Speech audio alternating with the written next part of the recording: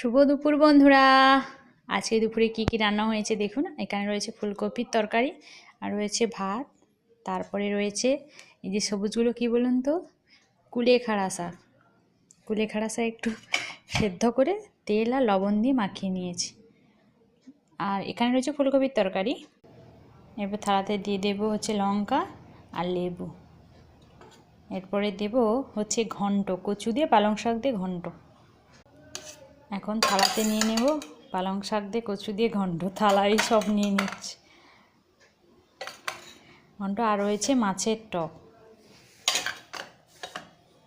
এই যে মাছের টক। এই হলো আজকে আমাদের দুপুরে লাঞ্চের মেনু। কেমন হয়েছে জানাবেন। মাছের টক, কুলেখাড়া শাকের মলা, ফুলকপি আলুর তরকারি আর রয়েছে পালং শাকের ঘন্ট, লেবু আর লঙ্কা।